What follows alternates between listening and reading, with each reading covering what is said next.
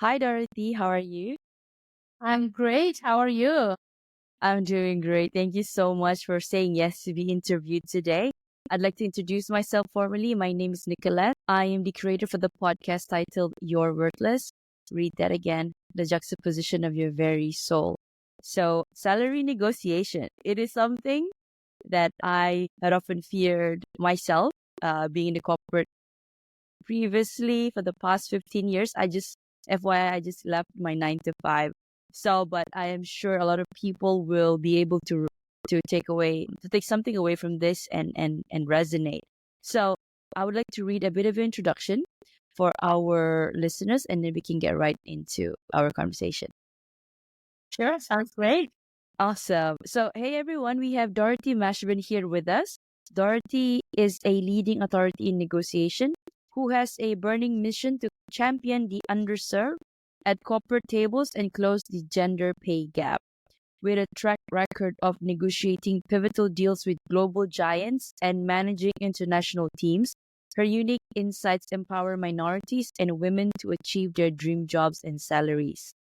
Her expertise lies in teaching techniques of influence and persuasion that can be harnessed to negotiate high visibility projects, promotions, and equitable salaries. Wow, a topic that I never thought that I'd bring onto my show, but much needed. So, welcome, Dorothy, to the show. I'm so happy to be here talking to your audience. Thank you for having me. Thank you. So, before we start off anything serious, can you share with us what was it like growing up as a Dorothy Mashburn? First, That's a great question. Okay, so I grew up in the jungle in the foothills of the Himalayas. And no. yeah, near your part of the world, a little bit near part of the world. And I was always the odd one out because my father was in the Indian police service and he moved around a lot. So I was always the new kid in a new school every year, every 2 years, and so on. So I learned to make friends quickly. I enjoy friendships and deep relationships, and I have people that I can call on throughout the world. And Wow, that was yeah. Oh, that's my the best part. childhood. Yeah. And at 18, I came over to the United States to go for my undergrad.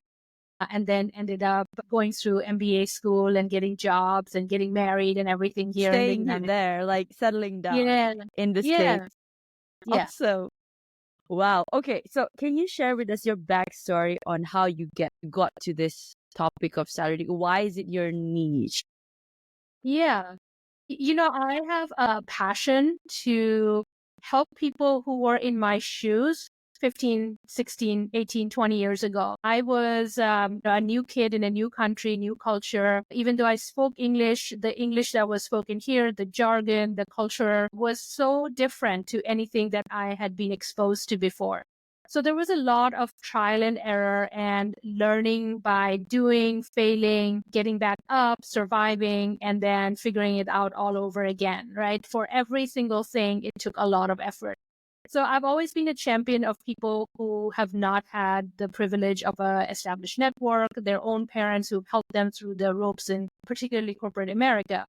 And then through my job, I've had the fortune of loving the principles of influence and persuasion, being exposed to negotiations. Now, in over a 15-year career, I've negotiated, millions, billion-dollar deals and over 600 negotiations. So during the pandemic, I started thinking about, I've always helped many, many, many people at Corporation. yeah. Now I want to help individuals Yeah. find their power and then teach them how to use these principles that I've learned through my job opportunities to boldly, confidently negotiate for themselves. And as I started doing the work, it was very organic. A lot of people reached out and said, "Hey, you've inspired me today," or "Hey, I was worried about asking for that pay raise, but because you posted this, it helped me get the strength to do so." And that is the fuel that keeps the business going. Wow. Well, there's a lot for me to learn from you. Like because you transitioned from. So can I is it safe to say that you've also moved out from corporate, or are you still with corporate and doing your I'm still with corporate, and this is a passion project. I mean, it's a business, right? Is a but business? maybe Okay, someday, 10 years from now, I will do this because this is doesn't feel like work at all because I love it. exactly. Yeah, Yeah. yeah, Wow. What an awesome journey. So okay, now on to the question that most of our, probably the person sitting on the other side of the interviewees. So when they're asked how to answer the question, what are your salary expectations? So how should one start when they open their mouth? yeah. You can just say thank you for asking me that question. It's really important to me, salary question, and we both know that is a big part of the equation of employment. However, I would like to know a little bit more about the job before I can say with a 100% certainty what my requirements are going to be. So your job as an interviewee is to punt as much and deflect as much as you can to the very end, because you Mhm. have leverage when you have job offer.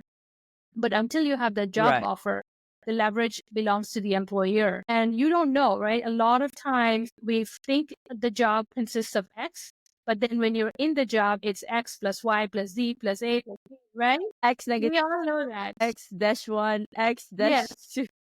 Yeah, exactly, exactly. So you want to touch like that human side of the interviewer and the hiring manager and say, like, look, we all know, right? Like what is in the job description doesn't always match what the true requirements and impact that is going to be asked of this person. So let's discuss that a little bit before we answer the question, like, what are your salary expectations? So does that apply to face and also phone interviews? It does. Absolutely, it does. Yeah. Okay. Deflect as much as you can and then get down to the nitty-gritty of the job description. Only then, okay, justify. This is Yeah. based on what you've already mentioned. I feel this is the right pay for me. Even though they're not pegging it against the current salary. Now, this is the question that I have, and I think most people have as well. Is it important to, okay, I don't know how to rephrase it, but disclose your previous salary because, they want to, that will act as a yardstick against the future salary that you're going to get with the new job. Mhm. Yeah, it is. It's so in some countries you're not required to. In some countries you are, right? So you have to kind of know where you're at and where you're applying. So if it is not required, don't disclose it, right? Because what you are going to do in the future has very little to do to do what you did in the past. Mhm. What happens in our minds is we get anchored. We think We are we're doing being, yeah, we are lowballed. being exactly. Yeah, exactly. So if you made, $90,000 a year, US dollars a year, want to yeah, but you're capable. Maybe you took it because it was close to home, but you have a PhD and you can possibly make 250,000, but you just did that. You have to take care of family. So now when you are ready to use your full PhD and your full talent skills, that $90,000 job has no bearing on what you can do as your true potential. So it's always like it's better to not reveal it. Now, if it is required by the state or the country or the province, for you to disclose it, then what you can do, your job in the interview is to make sure to emphasize that what that role was, if it comes up, that role was not equivalent to what you're applying for or what you're going to do for the company in the future. So that onus of interviewing and telling that story is on you so that they don't peg you in that lower job salary category Mhm. because completely it could be completely different to what you're going to be doing in the future. So, okay. So let me recap that. So, are you saying that when, let's say, I'm interviewing for a job and I said I'm ready to accept a job with a better pay, but then I don't know what's the, for example, the range is always a range for a role, right? And then it's the job of the interviewer, the HR department, particularly the acquisition team, talent acquisition team, to save as much cost as they can for the company. But then it's it's against the advantage of the interviewee. So are you saying that I should be able to ask that question? Like, is it, what is your budget, or how best to position myself? Okay. Yeah. Yeah. So during the entire interview process, you're going to be talking about the future, right? You're going to be talking Yeah.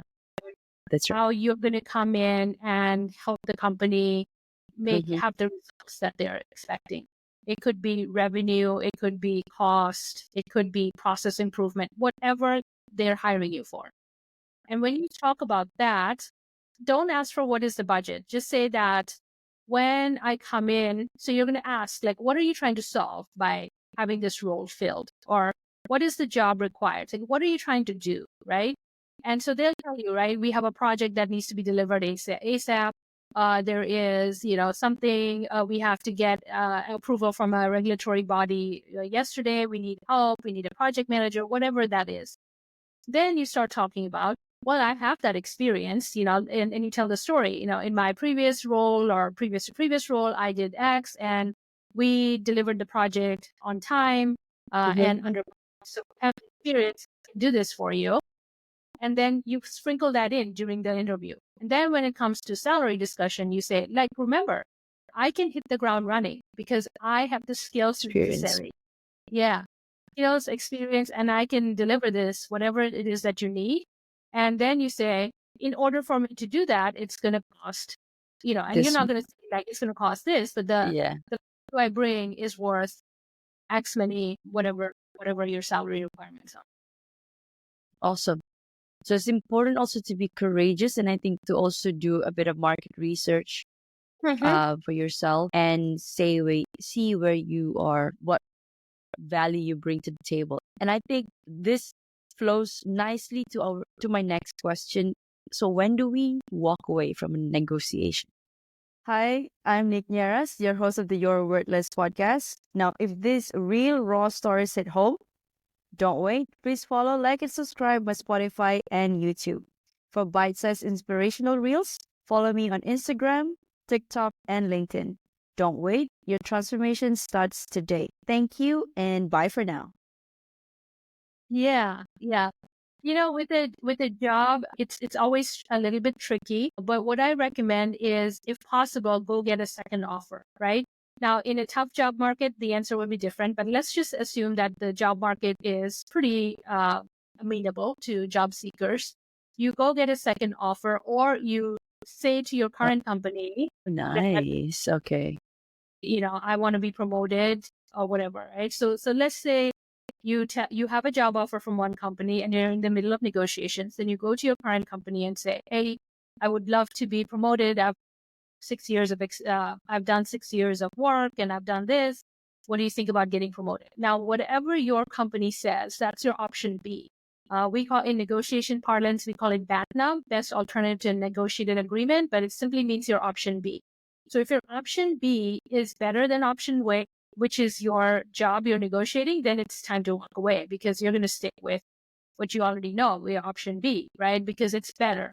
Mm-hmm. But if you say your option A is better, then you conclude your negotiations. You have about four times back and forth before it gets uncomfortable.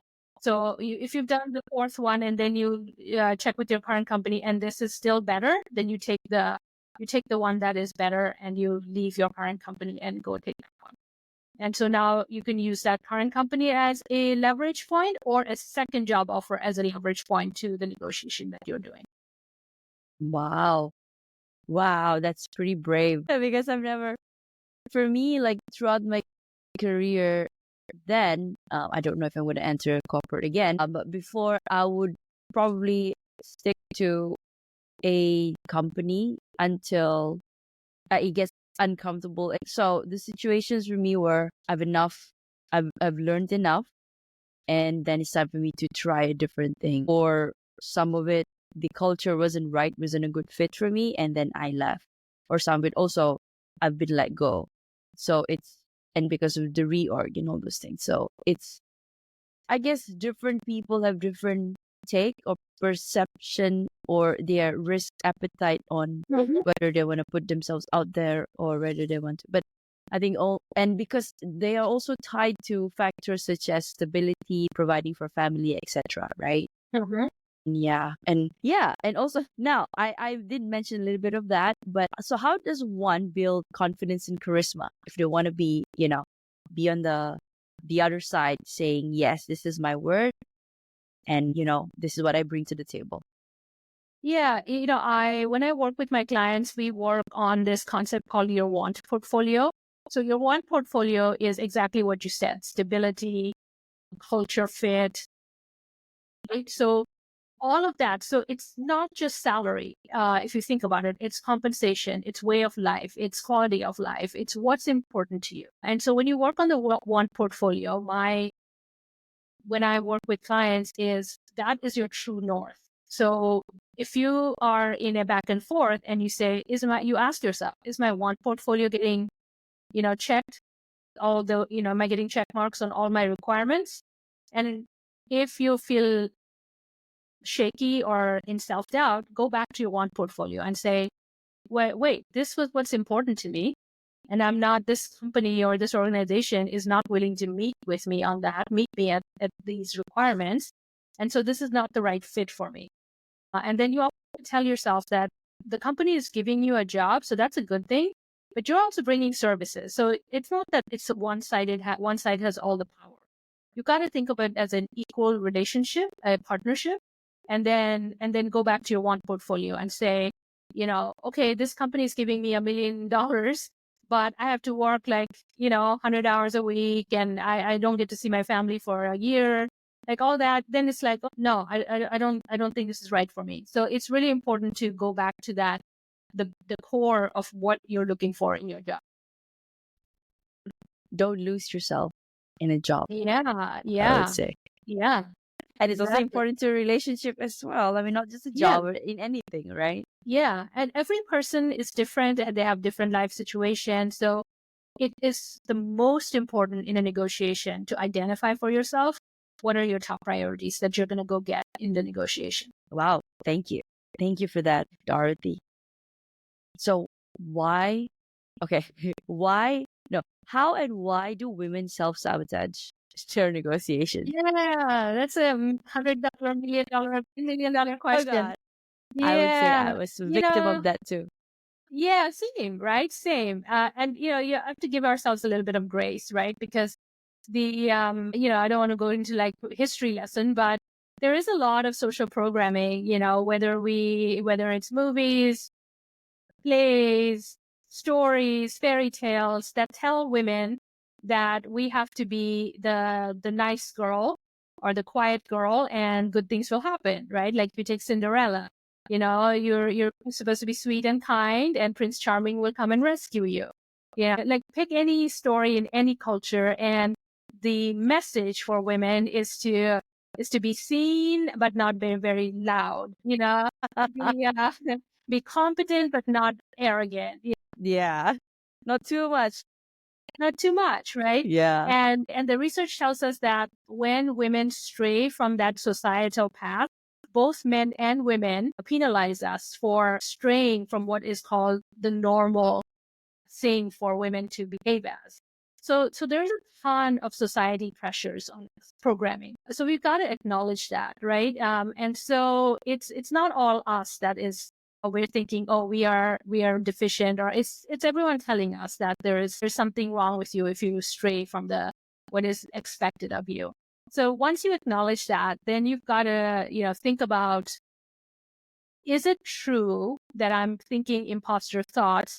Is this real or is this imagined? So there's a lot, and even the whole imposter syndrome, pop culture of it, it's almost Pop culture. it's like, it feels like now it's just holding us back. I talk to a lot of women and they say, I have imposter syndrome and I don't know what to do about it. Well, it almost sounds like it's another tool to hold us back, hold us down. And not saying that, it is not there, but everybody has it and you've got tools and techniques to get over it.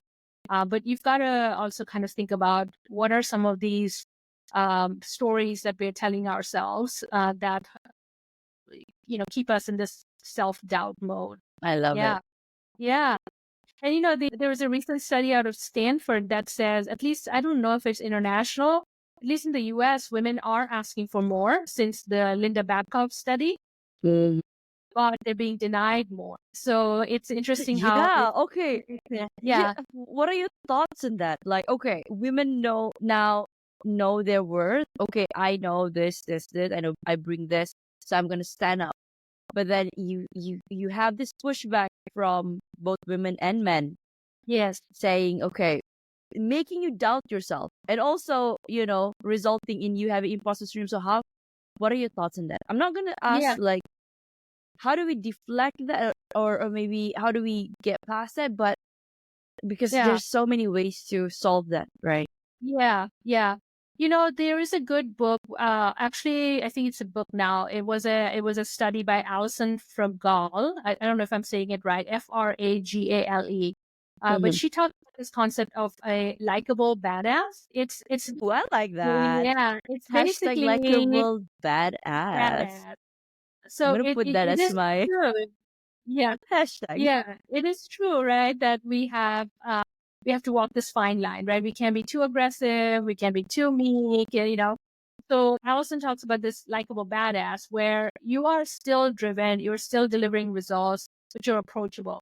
So it's a combination of the two that is the winning strategy, and I found that to be true in negotiations as well, in leadership as well, where if you're approachable but also very on results, you are like no funny business, right? Like results of a company or organization, you have to deliver, you are accountable, and then everything else, like you use your ability to nurture, you use your ability to be empathetic, whatever comes naturally or whatever is considered feminine leadership traits, you combine that with some masculine traits, and then when you do that, it helps get past some of that pushback that society is going to automatically give you because we have thousands of years of this social structure. Mm-hmm. But that's one way that I've found is a good way to maneuver through all of the stereotypes. Awesome, awesome. I love that. Thank you so much for sharing that. Yeah. Okay, now how to build a strong personal brand on LinkedIn. My I favorite love topic your these days. followers. Your followers are like 5,000 people and counting. I love it. Like, Yeah. can you share with me? Can you share with me? How do we do that? Becoming a podcast host was a natural extension of my second act. And after spending 15 years in the corporate world, I've transitioned to helping individuals overcome challenges like navigating tough relationships, career burnout, and aligning their mission with their soul's calling. By certifying as an RTT hypnotherapist and a lifestyle coach, I've made it my mission to empower people to recreate the life they deserve and building a supportive community through my podcast.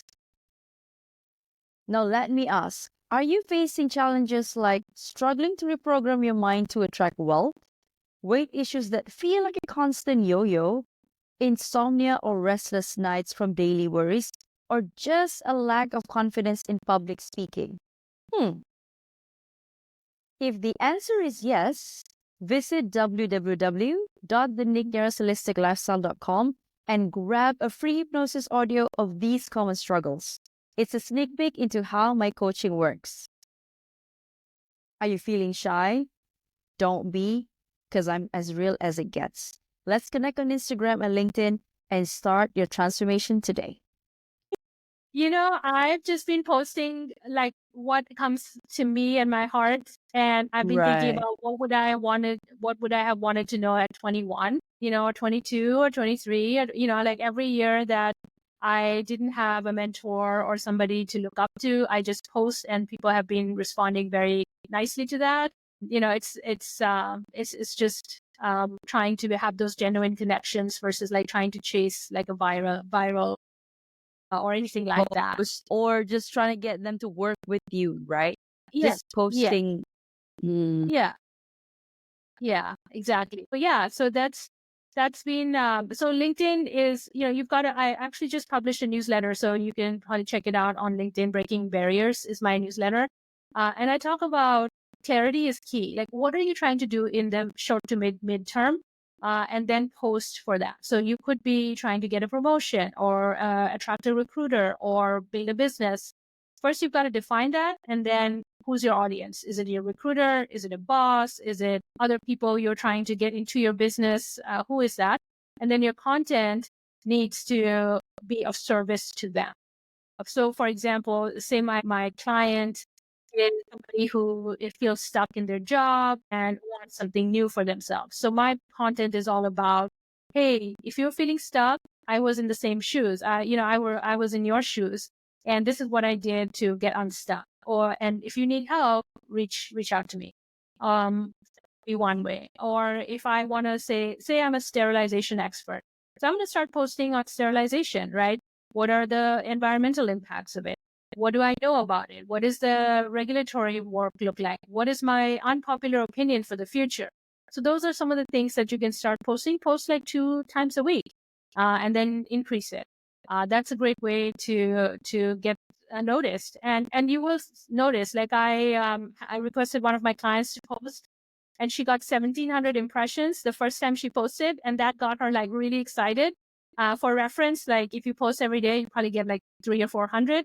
But the first time she posted was like 1,700, and she was super excited. So she got like that got her the fuel she needed. So just start posting. Just start posting. Now, Yeah. my next question is, Dorothy, how does one overcome that fear of being judged when they post something that, okay, because my podcast talks Yeah. about self-worth, Yeah. I know, and myself included before, but I woke up, I wake up every morning, try to break through that and say, this is what I feel. So how can one? But some people are still stuck in that mindset. Why, quote unquote, why would somebody hear what I have to say? Yeah. And that goes back to their what they think of themselves. Insecurities. Or what Insecurities. you've been told. Yeah. Uh-huh. I was in the same boat, right? Like about a year ago when I started being intentional about posting on LinkedIn, I was like, oh, what if people think I'm, I don't know what I'm talking about, or what, all the what. The one thing you need to remember is the internet is a very noisy place. So even if you post something, chances are nobody's going to see it, right? And like scroll past it and So passionate, yeah. It is we think that we post something and everybody's gonna know and we're gonna have like embarrassment. The opposite is true. Like you have to that post is and so post and true. post for And somebody else. post and post and post because Yeah, and the right tribe will be attracted to you. yeah, Yeah, exactly. that's Yeah. true. So yeah, just think about that. It is a very noisy place. And second, you don't have to have 10,000 hours in the subject, right? If you're 6 months ahead of somebody, you are an expert to that person because you've gone through 6 months of something they haven't gone through. So Ooh, I like that. yeah, Yeah, thank yeah. you. Expertise doesn't have to be that you got a PhD. Yeah, because that's the most, because people will look at your credentials like, okay, how does he or she, pair up against this one? And then why would I listen to this person, right? But I love the fact that you said if you have gone through something and somebody else is going through or will go through it, that makes you, and how do I say this? I don't, is it an expert is okay? But you've Yeah, gone through it, right? Yeah. yeah. You've You've gone gone through. through that. Mm-hmm. And how You did you compared it. do it? Yeah, Yeah. exactly. You're the guide. I think I know where I'm coming from already because I've been pondering on something, made the move out from a corporate job. So some people, they probably be thinking to themselves, but not so, outright with the question, how did you do it, Nick? Like, what? I mean, there Yeah. are other things as well, right? Maybe health, or maybe just for my sanity, for my well-being, those things. Mm-hmm. Okay, okay, okay, awesome. So, Dorothy, what work are you most proud of so far? I think it's seeing my clients go, wow, I didn't know I had that in me. That is something is priceless because they come to me with fear and insecurities and doubts. They don't see what I see, like this unlimited potential, this ability to do whatever. they've set their minds to. And seeing that light bulb moment to say, wow, like I didn't know I was capable of doing this and I did it. And thanks for believing in me. I think that every time that happens, and it happened a lot in this last few years, it's my happy place. So I would say the work I do with my clients is my thing that I'm most proud of. I mean, hearing you say it, it's like it's the service, right? It's the act of service that we give to people. It's Yeah. not so much about what we do. Like, I know you have your 9 to 5 still, but the Yeah. work outside your 9 to 5 is the one that gives Yeah. you passion and fuel. Yeah. Yeah. And don't get me wrong, right? The people I manage will also like look at my LinkedIn and say, hey, I really like what you posted. I needed to hear that today, right? And so there's a lot of people who can benefit from your expertise. And if you don't share it, then you are hiding that somebody needed that help today. So think about it, Yeah. you know? Yeah. Yeah. Somebody needs your, yeah, it's like your ex, even though nobody is like out there trying to say, hey, I need your help, but maybe scrolling past that post and then we say, I needed this today. And that's Yeah. okay. This is what I'm gonna Yeah. do. Mm-hmm. Exactly. Exactly. Okay. Thank you for that. So, Dorothy, what are you working on currently? Yeah. So right now I'm working for a lot of entrepreneurs, a lot of executives who are also wanting to start a side business because they have 15, 20 years of expertise. That's my ideal client. And so when they come to me, they say, I don't want to necessarily exit corporate, but I do want some passion. So I'm putting together a kind of a program for that customer to say, okay, now that I've done this for 2 years, I know how to show you the ropes, how to price correctly, how to negotiate, how to contract negotiate. So that's kind of like the next iteration of the business model. I Yeah, love yeah, that. yeah. So it's all about empowerment. I'm all about empowerment. So if people come to me and say like, look, I'm feeling stuck, here's how you empower yourself. If they're like, hey, I want to have a business idea, but I don't know where to go, this is how I empower you to go execute and realize your dreams. I love that Yeah. because this is something that I've been working on myself as well. So I haven't gone out there and like start advertising myself on podcasts yet because I'm still hosting. I'm still hosting, yes, on my show, but I've been learning so much from people like yourself. And now I'm gonna have that confidence. Okay, you know what? This is the program that I have. I'm gonna price it correctly, and this is what I bring to you. Absolutely. Yeah, Yeah. Yeah. Think about the value the other person is going to get from you, and that's how you price it. yeah, and that's gonna change their lives too. Yeah. So again, I mean, we could go on to another thing, another episode saying like how do you price your work, right? Yeah.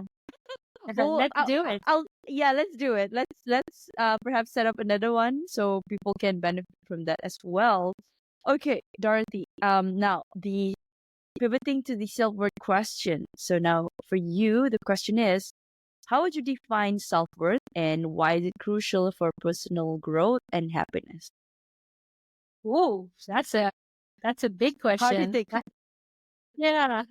It's the belief that you can figure out anything, right? It's the belief that you are capable and you are an amazing human person, however you think of yourself. A lot of us are in this mindset of, can I, will I, what will they think? But it's embracing yourself in everything, your good, bad, and all of your flaws. And you know that what you were yesterday, you're no longer today. You've done this much better and you continue to do this much better. And owning that, right? And embracing Yeah, that and ownership. saying, like, Oh, I love that. yeah, Ownership. yeah, Yeah, yeah. and going all in to say, I am going to bet on myself every single time. I Yeah. love that. Yeah. I'm going to bet on myself. I'm going to bet on myself. Yeah. Yeah. Ownership. Mhm. Oh, wow. Thank you. You're actually the second podcast, the second interview that I had after coming back from the States. So I've stopped my podcast for about a month because I just wanted to see what's out there. And also I actually met up some of my guests that side of the country. So, and coming back, you're the second person. And I'm like, okay, this is what I love what I do. So I'm going to continue doing that because the next step is to put myself out there already. Hosting, now I'm going to go on Yes. shows. It's guests as Yeah. well. So thank Fantastic. You you should for do the it. You're confidence. worthy. You're Yeah, worthy. thank you. Okay, Dorothy, what is your heart's greatest wish? Heart's greatest wish. Mm-hmm. Can I have one or two, or is it just Yeah, one? two. Yeah, just two for the world or for yourself, for your family. For the world, I would say equality. Equality for genders, neurodivergence. Any person who feels different, they want to feel seen and heard and embraced. And for myself, I have two boys, two children, and health, wealth, and happiness for them. Yay. The three pillars of my Yeah. prayers too. Yeah. Yes. Wow. Thank you. Okay. Is there anything that keeps you up at night or do you sleep well? I sleep well. I think what keeps me up at night is mostly probably the children. They're getting into preteen and teen, and I'm like, I don't know if I'm, like the imposter thoughts we were talking about. Yeah. Like, how am I gonna get through this part of my life and be the strong mom that they need me to be? Those kinds of things. Again, going back to everybody can figure it out, and I can figure it out too. And I just kind of say that to myself and go back to bed. I love that. Okay. If you could create a quote right now for you to leave to the audience listening and the world as your legacy, what would it be? Always bet on yourself. I love it. Always bet on yourself. Always bet on yourself. I'm gonna bet on myself. Thank you. I needed that. It's 8:40 a.m. for me. I needed that boost. That's awesome. Yeah. Hopefully you'll have a rocking day the rest of the day then. Thank you. A rocking life. It's just gonna Rocking be life. upward from here. Yeah. Yeah, absolutely. Yeah. And you know what? If things go bad, you are a strong woman and you're going to get right back up and you're going to be resilient and you're going to figure out the next step and the next step. Thank you. Okay, so Dorothy, how can people reach out to you? Yeah, LinkedIn is my favorite place, my home. So it's Dorothy Mashburn. You can just look me up on LinkedIn. And then my website is dorothymashburn.com. And then I also have a podcast, Salary Negotiations Made Simple. Be sure to check it out, like and share and rate because it does really help with the reach. Awesome. And there you have it, guys. You heard it from the person herself, Dorothy Mashburn. Before we close off, Dorothy, I'd like to thank you personally for the work that you're doing for the world and for advancing every step of the way despite the challenges, creating trails for those that will come after you. For our listeners, this has been that one podcast with that controversial name, You're Worthless. Read that again, the juxtaposition of your very soul. Now, if you find yourself thinking that you are worthless, you are probably not alone. But more importantly, ask yourself a level deeper, if I'm worthless, then why the heck am I here? It is because your soul have chosen to be here energetically all the way from the ethers. And for that reason itself, you are worthy and you are enough. This has been Dorothy Mashburn, your guest of the day, and Nick Nierras, your host, signing off. Thank you so much, Dorothy, for your time. Thank you so much for having me. Thank you.